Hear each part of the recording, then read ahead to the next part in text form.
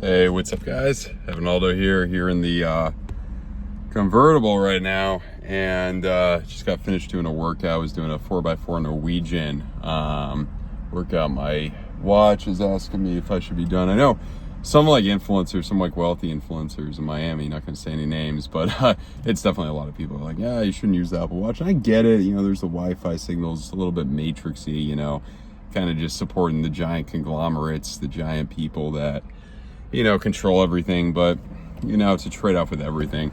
Still does more than the Rolex does, but like the Rolex is more like, yeah, I got the amount of money, I got this. It's an interesting thing to think about. It's kind of like at the end of the day, what lifestyle do you want to live? What kind of lifestyle do you want to live? Do you want to be like some cool big baller in Miami, New York City, LA, Las Vegas, even other place, Chicago, I don't know, any big city around the world? Well, not every big city around the world, but you get what I'm saying, wearing that, $30,000 watch, driving that $300,000 car, you get that penthouse or that mansion or whatever. It's like, what lifestyle do you want to live? Do you want that? That's maybe the American dream to some people. Some people it's just being sustainable, like, what do you want? That's the big thing too. And first thing, like, it's trying to, like, what do you want and when do you want it? That's the thing. Like, what do you want? When do you want it? And I remember when I was younger, there was like a lot of, when I first graduated college, I didn't really, and I mean, I think it's true for a lot of people, I didn't know exactly what I wanted to do. And, I think there's the big debate that a lot of people have. Can you do really what you want to do? Or does it have to be all sacrifice to make the money or whatever, and then you have a little fun on the weekends, maybe you drink on the weekends, smoke weed on the weekends, I don't know, whatever. But, it's kind of like, is it like that? Or can you actually have a lifestyle where you wake up when you want, where you have that freedom? And I remember like thinking about that a lot, and I heard what resonated with me, and obviously probably millions of other people, at least hundreds of thousands of other people, definitely millions of other people around the world, Naval Ravikant, Joe Rogan, that podcast episode where he's like, really, when someone's able to dictate, when you wake up, when you show up at a certain place, certain time, do you really have that freedom? And I had some mentors, not really, like, what I would do is I would watch a lot of YouTube. I would watch a lot of like self-improvement videos, things that like were geared towards, a lot of young men that maybe didn't do too well with girls or didn't have that much like experience, didn't make that much money. Maybe they still lived at home, things of that nature, kind of typical things, at least in, America, Western Europe, Canada, Australia, you know what I mean? So, and probably other places, I'm sure too. And so I would, like the smaller ones, sometimes I would like go in their groups. I think was there Discord back then in 2019? I think there was, maybe it wasn't as big. Forget what it was, kind of their communities. It wasn't that expensive. You could do a one-on-one call with some of them. I remember one guy, I don't know, at the time he was probably like 30 or something, maybe late 20s. And I was like 22 at the time. And the thing is, I was telling him like I wanted to do YouTube, or I didn't really know what I wanted to do, but obviously, the thing everybody wants. I wanted to be independent, I wanted to have money, I wanted to have freedom, very generic things that if you tell people you want that, they're like, everybody wants that, and I mean, it's obvious, but he like kind of said like, yeah, you got to like do a normal job and you do this, and this, and then maybe in, 10 or 15 years, I think maybe he was in his young 30s, and he was at the time maybe making, I don't know what the hell he was making, enough to like get by, but he couldn't really live that cool of a lifestyle. Maybe he lived with a roommate or something, maybe made $3 to $5K a month, something like that, which back then was better than it is now, because we had, this was pre-COVID, right before COVID, kind of like a year before. And I remember like thinking, because it was like, he was kind of like, it took me 10 years or it took me 5 or 10 years. And I was thinking after that, it was kind of like unmotivating, because the thing is, there were other people, he was saying kind of how hard it was. And a lot of people will tell you, you got to work really, really hard and all this type of stuff. And I'm not disagreeing with them. I think there's multiple ways to do things. I mean, if you listen to me, you kind of know that I think consistency is probably a bit more important than hard work, because the thing is, a lot of people get themselves burned out, and sometimes they end up giving themselves damn PTSD out of like how hard they work. Maybe I'm just, maybe you could say those people are soft, or I'm too soft. Maybe you're right. I don't know. But, it's kind of like there's that consistency thing. And the thing is, taking advice, you want to kind of take advice from people, you want to be where they are at the age they kind of got there, because there's a big difference. Like, obviously, the whole thing everybody tells you about is like compound interest and, S&P 500 and all that. And, it keeps going up. And I'm not saying like that's a great idea and it'll go up a lot. The thing that you got to realize with that's probably another video for another day. You guys, if you watched me, I talk about this a lot. It's kind of, the pattern we followed for S&P 500 generally over like the last 100 years. There's been some, hiccups with the Great Depression or whatnot, but well, really, yeah, we're approaching that 100-year anniversary, but it's really like 2 good decades for the S&P 500, 1 bad decade, like 60s, 70s, good decades, or excuse me, 50s, 60s, good decade, 70s, bad decade, 80s, 90s, good decade, bad decade after that, and then 2 good decades that we're in right now, and then if you follow that, the 2030s will be bad. So you kind of do that with a, certain kind of caveat where certain, times you maybe follow those patterns or something. That's kind of the easiest thing you could do there. But the thing is with the compound interest, like it takes a while, and it is a lot of money still, but it's like, the older you get, having money gets less and less kind of like impressive because, as you get older, everybody could, not everybody, but like most people can rent a yacht if they want to. Most people can do all those cool things. And there's a lot of people that are going to be like, oh, I don't want to do a yacht. I don't want to do that, and they're kind of like, they kind of act like, it's just funny. They kind of act like little boys kind of sometimes, but not, maybe I'm sure I'll act like that too. I'm sure we all do it sometimes, but it's kind of like, oh, it's just kind of like, it's like kind of like a toddler, like throwing a tantrum, like, it's like, I don't want that, it's like, it's more about, that kind of situation. So you kind of look at that, but like there's other mentors or other people. Like if you're going to take advice from somebody, that's the thing I'd want you to take away from this. If you're going to take advice from somebody, it probably should be somebody, or not probably, it should be from somebody who achieved the thing at the age you want to achieve it at. Because there's tons of people. Like there's 13, 14, 15, 16-year-olds that became multimillionaires. Like, you look at like somebody young, like I Show Speed, or like other people that are young influencers that make a ton of money. Certain people like that, but there's people even younger than them that made it even younger than them that you probably don't even know about. So I think that's like the big thing too. You want to kind of follow the footsteps of them. You know what I mean? You kind of want to follow the footsteps of them, because if you're following somebody who like, let's say your goal is to make, like, there's one guy I watch who, I think he retired at age like young 40s with like $4 million. And I'm like, that's great. Like, that's amazing. Awesome.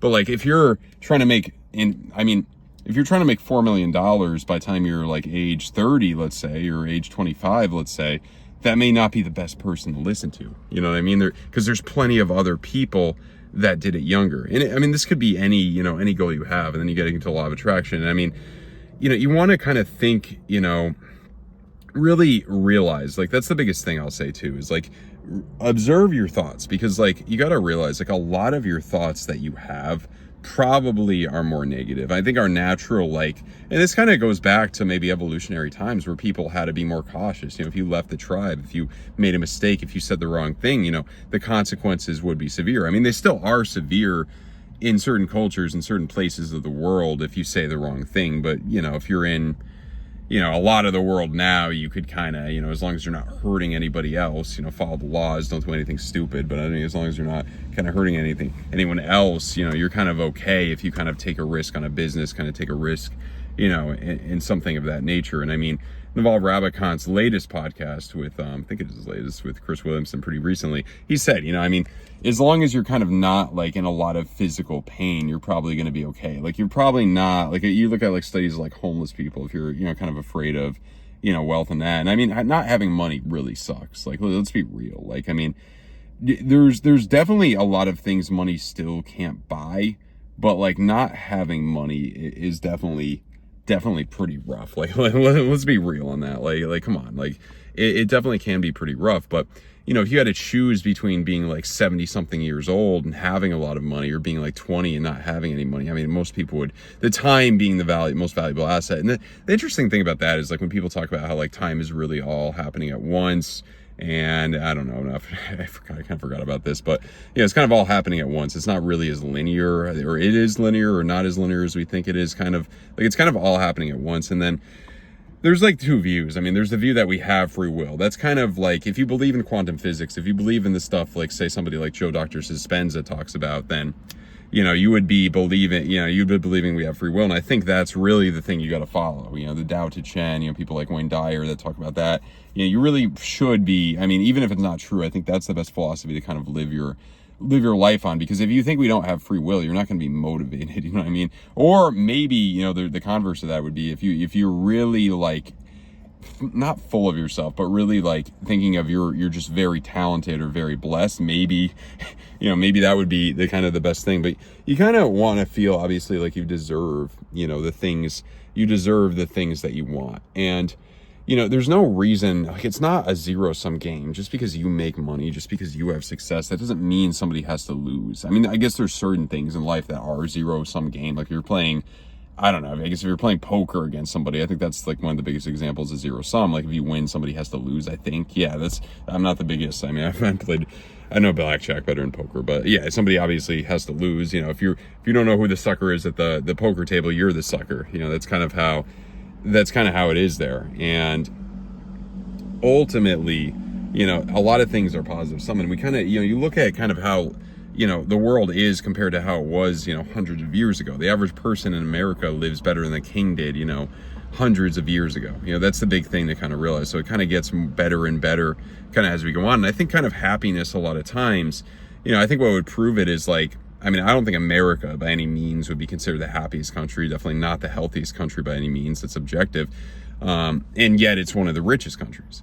But then you look at like countries with the highest happiness index, and I mean, a lot of it, people say like Scandinavia, and those are also like pretty rich countries, but it's also what goes up there, like Mexico, a lot of Latin America too, even I think Asia to a certain extent, some countries in Asia, but at least, but like there's definitely places that don't have that much money, and they have like a, you know, a higher, what's the word? Like a really high happiness index. So that's, you know, that's ultimately, you know, what you got to realize there. And I think that, you know, you go back a few hundred years and people would say like, oh, life was so hard back then, all this suffering, but their perspective was so different. Like they had such a higher tolerance for pain. Like maybe I'm wrong on this, but like a person that was like, you know, people had such a high tolerance. They would break bones, you know, they wouldn't have any, you know, this modern stuff, but like it's all their perspective. They were more like used to it. And like the pain is all like, maybe I'm wrong. Look, this stuff may be sound insensitive to some people. I'm sorry if it does. Maybe I'm wrong. But like, I think that like their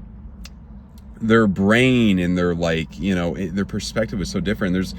I think this example is true. I heard it from a few different people. It's like, it was during World War II, I think. And like this medic ran out of morphine. And obviously, you know, in war, people are getting shot. They're getting limbs probably blown off. You know, it's horrendous, terrible, you know, most atrocious things you can imagine, really.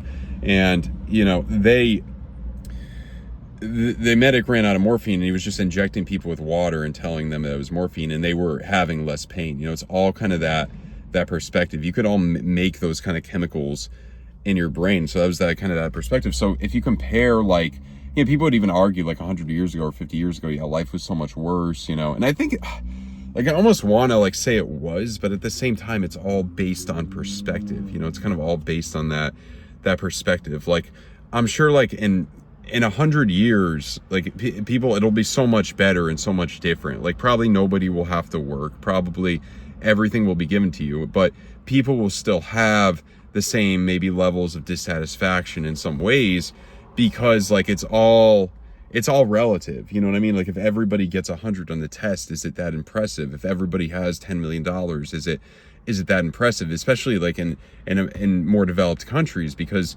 you know, if you're, you know, it's like if you have a shelter, like, you know, most Americans, like, look, I mean, you're doing pretty well. Like, I mean, you have all your necessities. If you're able to eat, you know, you have a roof over your head, you're able to transportation, all these type of things, you know, you have all your necessities met, but you may be unhappy and jealous because, you know, your friend may make, instead of you making 50K a year, your friend may make 300K a year.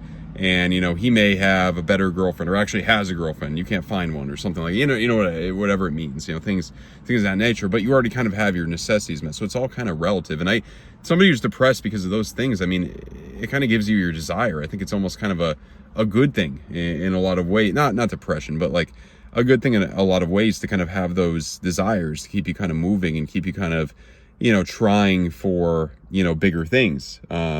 Things that you want to, you know, obviously strive for. And I think really what it all comes down to is kind of, you know, really, like, if I could just put this all in a nutshell, like two things, like just be happier, try to take the more optimistic route. That's obvious. You kind of already know, it's very cliche. You know, people probably are like, you roll their eyes at that. But I mean, look, we always forget about it. And like the second thing is like kind of like ask yourself like what would it be like? What would it feel like if I had the things that I really desired, if I had the things that I really desired, you know, just for example, I'm in the money factor, you know, we live in a capitalist society. I don't know if that's the best possible, you know, thing, but I think it's a hell of a lot better than anything that's ever other been tried. I think I'm stealing, who am I stealing that from? Winston Churchill with democracy or something.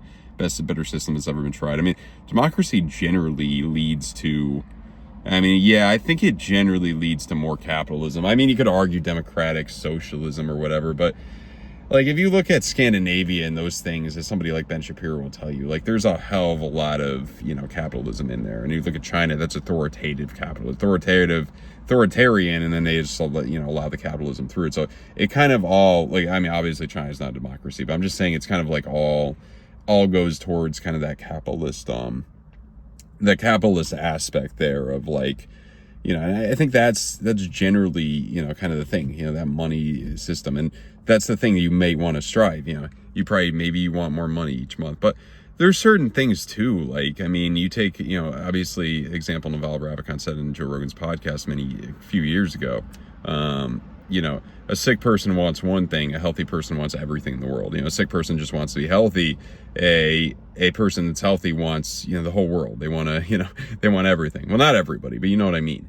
Like they have big desires. So that kind of puts things into perspective. It definitely puts things into perspective. And you kind of look at, you know, the experiences you have in life. And I think a lot of people, you know, they really got, the thing I'll leave you with here is like, they really, you know, I think it is easier now, but it's, like I said, it's all perspective. Like if you really want something, like go on YouTube and look at what it's like to have that. Like, you know, I used to think I wanted a life where I was driving a $1 million car or $300,000 car or whatever, and lived in, you know, a $10 million mansion or $20 million mansion or whatever the hell, you know, that stereotypical kind of like a very high American dream. And, you know, kind of experiencing it, you don't realize sometimes there's caveats there. I mean, unfortunately, I don't know if it's objectively 100% true, although it kind of seems like it is nowadays. I think even based on statistics, like America's not as safe as it used to be. You know, there was a guy, that crypto guy that got like held up and tortured for a week. I think it was a week in Manhattan. I mean, that's what you got to realize too. Like, especially fame, especially like, I mean, so there's too much of anything, I think, can be bad. Like, definitely can be bad. Like, too much money in a year, you're going to get too famous. People are going to want to take that from you. You know what I mean? Too much fame, people are going to irritate the hell out of you, probably, if you're in public. You know, there's all those caveats. I mean, there's pros and cons. Some people, you know, everybody's different. You know, some people may deal with these things a lot better than others and really like them a lot better than others. You know, I think somebody like Trump deals with the fame pretty well. Well, I guess at that point, you know, you got so much security and so, oh, well, I mean, he almost got killed. Let's be real. You know, there's certain caveats. You know, you got to realize, you know, what do you really want? I mean, I think like if you're really in doubt, like I think the middle ground is kind of the best thing. Like if you're in doubt between, you know, wanting to make, man, like, I mean, I don't know, like for a car or something, if you're in doubt between wanting to buy a luxury car or wanting to buy, you know, just the minimum bare minimum, and you're not sure, maybe the best thing is like something in the middle, like, I don't know, an Acura, you know, a Lexus, you know, something kind of luxury, but like low end luxury like that, you know. That's kind of thing. If you're between like a really big house that may, or I don't know if a house would necessarily give you attention. I don't know. It depends. But I don't know. Between a $30,000 watch and like just a normal, you know, Apple Watch for $200 or $300, even $100, I guess. You know, maybe you get the nicer Apple Watch or $1,000. I don't know. That's probably not the best example, but you know what I mean? Kind of taking the middle ground, like the middle way. Like there's something to be said about that. Like anything that's been around for thousands of years, like, you know, the Bible, you know, the Buddhism, Taoism, you know, I could go on.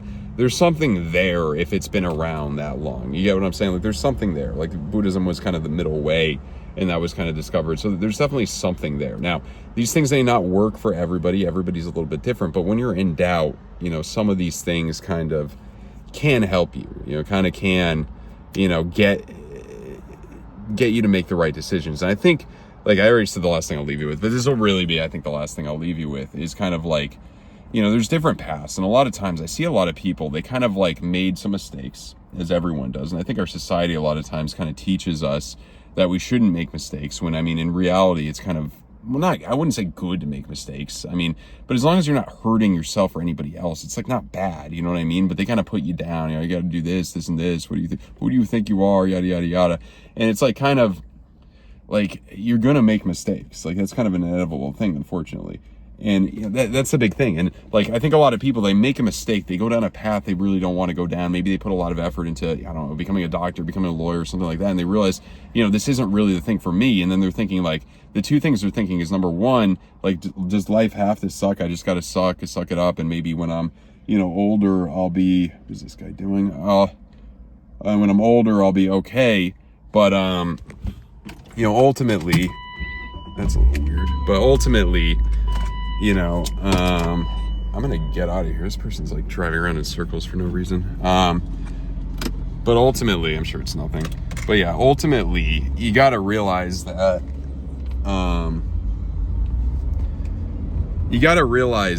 you know, there's different like ways to get to the mountaintop, kind of, and you may have to like quit something that you tried for a couple years and it didn't go well. You may have to quit something that you tried for a couple years, that you've been working towards for a couple of years, to start something else that you're more passionate about. But believe me, do what you want to really do. Do what you're passionate about, because it'll be easier. You know, a lot of people will ask, you know, should I go to college? And the reason is, do you really, really want to do that? If you really, really want to do that, you're probably going to get something out of it. You probably should freaking go. You get what I'm saying? I'm driving a manual while I'm recording a damn video here, but you really should go. So do the things you really want to do. That's all I'll leave you guys. Goodbye.